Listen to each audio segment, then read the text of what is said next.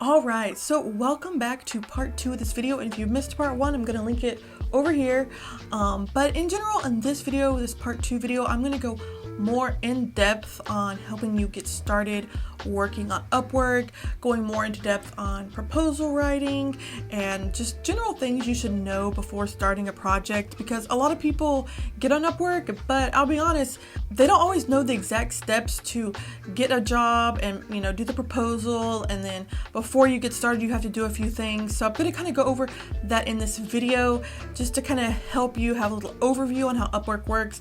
I know there's a million videos on YouTube about it, but I'm just going to share from my personal experience of working on Upwork for 4.5 years as of February 2023. I started in July 2018, just to give you an idea, and I have made over $20,000 on Upwork, just kind of doing it part-time. I would say anywhere from 5 to 15 hours a week, more or less. So to tell you a little bit more about myself, my name is Lindsey, and I used to be a teacher, used to be an ESL teacher actually, but I quit doing that probably 5 years ago. I was traveling teaching abroad in Spain, but now I've decided to freelance for the most part for personal reasons. I'm not going to say I'm going to freelance forever. I do kind of miss working with people, and I actually enjoy working at a company or at a school. I do enjoy that community, but there are times, especially in the last couple of years, where freelancing just made more sense, and it's something I took a lot more seriously. But in general, I like to make videos from my life experience. I'm 38, I've lived in Tennessee, Florida, Spain, Mexico, California, Ohio, and I just kind of share things I've learned along the way. And I include a little bit about my faith and freelancing and just like my everyday life traveling. So if that resonates with you at all, you can consider subscribing to this channel. But if you just want Upwork content exclusively, this channel is not exclusively about Upwork by any means. I'm just sharing this as like something that I do. But if you have questions or want to know more, feel free to put a question in the comments below, or even shoot me an email at lindseylavita@gmail.com. Alright, so tip number 1, I'm going to be talking about setting up your profile. So I know a lot of videos here on YouTube, they're going to give you all the secrets of putting on or setting up your profile and getting work on Upwork. But honestly, I just try and keep it as simple as possible and not overthink it. So what I did in the beginning, and you can do this too, is just browse other freelancers who are doing things similar to you and check out their profiles, especially ones that look like they've been getting like a lot of business and making a lot of money on Upwork. Look at their profiles and kind of see what you could perhaps, do similar, but adding in your own experiences and strengths and skills and services to tweak it to make it customized for your own profile. But in general, you don't want to make your profile too long. I would say put the most important things at the top, keep it bullet pointed, make it easy to read so that they can get straight to the facts about what your strengths are. You don't need like tons of long paragraphs or anything like that. I think short and concise is better than long and wordy. Now, after over 4.5 years on Upwork, like I rarely even look at my profile. Like maybe occasionally, the only thing I really changed like occasionally would be my rates, and that's pretty much about it. And when it comes to thinking about your rate and what you want to start out at, it's okay to start out like a little below market average. So look at what people are offering on Upwork in your price range. So let's maybe your average hourly wage is like, or rate is like say $50. You might start somewhere like anywhere from like $25 to $30 and see if that helps you get some jobs. If you price yourself average or a little above average, it might be harder to start getting jobs. So in the beginning, when you want to kind of create traffic on your profile and start getting jobs, like just go ahead and market, like put your rate just like a little bit below average or even significantly below. And I just start out doing easy jobs, something that's easy just to get you some 5-star reviews on your profile so that people can build confidence and credibility in you. And then as you get more and more reviews, you can increase your rate to a more market rate or even above market rate. And like I said, with your first projects, I like to focus on projects that are probably going to take me an hour or less to do. So that way it's not like something that you're doing that's a huge project. I mean, if you get a big contract up front, I would definitely try and get a good rate on that. Like if it's something that's going to take you more than a week or something to do. But I tend to look, I mean, I do YouTube management, so it's a little bit different. And sometimes I do consulting sessions, so that might be 30 minutes to an hour. So it's easy for me to get something that's going to be really quick.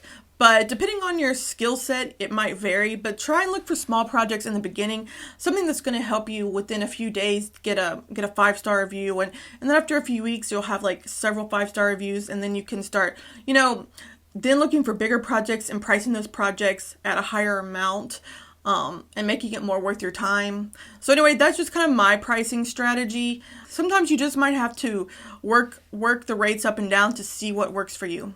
And another reason you kind of want to start small is when you first do your first couple of projects, you're kind of learning how Upwork works and the whole process of getting a project, getting them to send you the contract, making sure it looks good. At the beginning, when I was doing Upwork, I sometimes started the projects before they had sent me the actual contract, and I didn't know that I needed to do that because Upwork doesn't really have it set up as like step 1, 2, 3.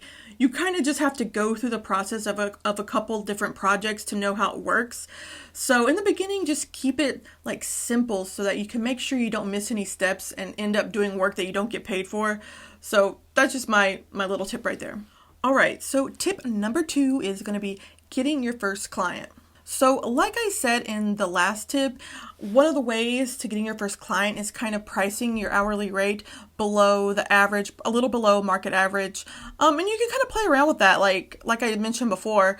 So that's one thing you can do. But another thing you could do to really increase your chances of getting a job is, like, let's say you're freelancing and you go on the site like on a Monday or a Tuesday, or I mean, it could be any day, it could be on a Saturday, but you might need to spend a few hours on the site, like refreshing jobs in the categories that you want to get work in. So if you want to do like blog writing or editing or proofreading or something like that, type it in and look at those jobs and look and see the ones that were just put up within the last 30 minutes, 45 minutes, 5 minutes. Like, I would really focus in on the jobs that were just posted. So if you see a job that's posted 5 minutes ago you can pay extra to see how many proposals it has. I used to do that in the beginning. I don't really do it anymore, but you can do that and to see. And I always try and make sure there's 5 or less proposals before I apply. If I see it has more than 10 or 15 proposals, I might pass on it just because my proposal is going to be down at the bottom. So just get on there and try and see the ones that were just released. And you might have to hang out on there for a few hours and just refresh it every few minutes to see like what new jobs pop up that you could immediately apply to. And when you immediately apply, or just send like a little message, hey, this is me. I'll talk about the proposal in a little bit, but a quick proposal is what I recommend. You have more likely chance of getting that job because they're probably still on the computer after they post it, just kind of going over other things and waiting for proposals to come in. So if you get them when they're at the computer, they're more likely to go ahead and talk to you and start setting something up. So the key is to really get in the first few minutes of that posting. If I see something that's definitely more than a few hours or more than 24 hours, I usually ignore it and I just wait for new job postings to come up. Now, there's one thing that came up, I think, a couple years ago, and this is a new thing that Upwork's been doing, is connects. So it's like these little points that you have to use to apply for a job or something like that.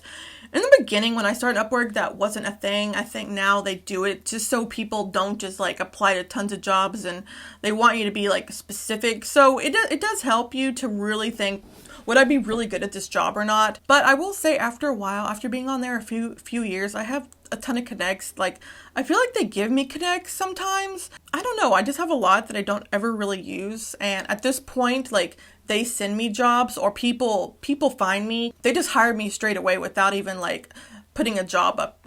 So I don't really worry about connects anymore. In the beginning, it might be something you want to think about how many you want to purchase. But after you start working on Upwork a while, you don't really have to worry about connects necessarily. All right, I think we're on tip number 4. I think it's 4. Sorry if I don't get that right. But it's going to be, what kind of proposal should you send? Now, when it comes to writing proposals, there's probably tons of videos on this. And honestly, I haven't really watched any of them. This is just what I've done, and it's gotten me the jobs that I like. So it seems to work for me, but I just keep it really simple. Like I mentioned before, I try to apply to jobs really fast. So for that reason, I make really short proposals. So in general, I'm just going to read to you like a basic proposal that I would write. I try and keep it short and sweet. They'll honestly look at your proposal within 5 seconds to know if they want to work with you or not. And if there's something on there that piques their interest, they'll read the whole thing and reach out to you. Otherwise, they'll just go read their other dozen different proposals they've been getting. So I don't spend too much time. But if it's a really big project, you might want to like fluff it up a little more. But in general, this is what I do. I just say, hello, blah, blah. I try and use their name if they have it on there somewhere. I say, hey, I see you're looking for this. And then I would say, my name is Lindsey and I have experience in this for so many years, especially working with this type of client. Here's some examples of my work. Here's my rate or my range. I might give like a range. If they don't say they have a budget, I would ask them their budget first. Like, do you have a budget for this project? Let me know. I really look forward to talking to you. And that's it. I would just then I would just sign off just saying like something like, kind regards or things, and then just sign my name. So it's really just a few sentences. It's nothing elaborate. I don't put a lot of detail in it. I just say how I can help them basically. And people usually get back to me if they like my work, and if they give a range and I'm within that range, like if their budget's $100 and I say, hey, I'll do this for $100 or $99 or $75, usually they'll respond right away. But for me personally, I've learned that it's not really like what you write in the proposal, it's how fast you can write the proposal. So getting them a fast proposal is kind of better than like taking a really long time and then sending it like a day later, and then you're already behind 20 other people and I never even end up reading it. So something fast and to the point, I think personally, gets you to the top of the stack. All right, so tip number 5 is going to be what you need to do before starting your first project or any project. So a lot of times when you first start on Upwork and when new clients start on Upwork, like both of you might not know exactly the process that you need to get a project started and going and doing milestones and, just getting the project activated. It requires different steps, and whatever you do, don't do work until you have the project already, the contract already set up and sent to you. I've made that mistake by I didn't know how to start a project. So it's really important to know the steps before you get started. So perhaps you've applied to a job and the person responded and you've gone back and forth talking like just some little simple questions, like nothing too in depth, maybe 1 or 2 messages, and they're like, hey, I want to hire you for this project. Occasionally they might want to do a phone call or like a little Zoom call to just kind of go over things a little bit more before they hire you. But whatever you do, make sure before you get started on any work is that they need to send you the contract, okay? So basically what they're going to do is on their dashboard, the client dashboard, they have to, I don't really know what it looks like. I have hired people before, but it's been a while. It's been a few months, but there's somewhere that you could say like hire freelancer or something like that. They need to click hire freelancer and then fill out the form. So the form, they can fill it out, they're going to include the details of the project. They're going to include the rate, either an hourly rate or a fixed rate project. And if it's a fixed rate, remember in the beginning, I would avoid milestones or maybe just 1 or 2. I wouldn't do something that's 6 months long for your first project. But if you need 1 milestone, that's okay. But make sure that's all outlined and they go through it and they send it to you. It's just there's like a little form that they're going to send to you, like a DocuSign or something, but it's all within Upwork. Okay. So they need to send that to you before you get started on any work. So when they say, okay, and then you tell, they say, okay, I want to work with you. And you say, okay, I need you to send me the contract. You're going to click hire me. And a lot of times I've had to help new clients on Upwork learn how Upwork works. I'm like, okay, you need to go to your dashboard. You need to hire me. You need to fill out that form and send it to me before we can start working together. Okay. Now, in some cases, depending on what you do, sometimes they'll be like, oh, I want sample work, or can you do this one little project for me first for free before I hire you? And no, the answer is no. On Upwork, it's actually against their terms of service to do any free work. if they want you to do sample work, they need to pay you. I have done sample videos for video editing, and they did pay me for those. So keep that in mind. But even though they paid me for those, like I still went through a little contract process before I even started on that sample. So just remember, don't do any work for free. And if they say, well, I don't know if you're good enough, well, I would just pass on those clients. I had one guy, he wanted to hire me as his manager for some YouTube videos. And basically I was like, well, as you see, I already have like a ton of reviews on this. Like he was like, he told me he didn't want to hire me until I helped him with one video for free. And I said, okay, that's not how it works. You can see my reviews on here. You can see I've done it. And I showed him a bunch of channels, and he was like, well, I don't know if I believe you. That could be your friends and family. And I was like, okay, I have over 30 reviews here on this. Like, it's more than that. But if you don't trust me on this, and another thing, he didn't understand that he thought, I'm not going to pay you before I know it works. And with Upwork, basically, when they send you the contract, they're not paying you right away. Like Upwork is holding that money in like an escrow. They're holding, the client has paid for it, but Upwork holds it until the client has approved the work is good, and then the funds are released. It takes like a week or two to get funds. The escrow is there to help you and the client like feel secure about working together. So you know you're going to get paid, and they know the work has to be done before the funds are released.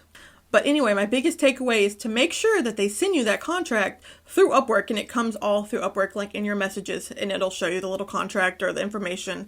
So make sure you have that and all signed up before you start any work. And if they don't want to do that, then like I said, don't work with them. There are going to be dozens of other clients out there just waiting to work with you. So if you skip one or miss one, it's not the end of the world. Don't worry about it.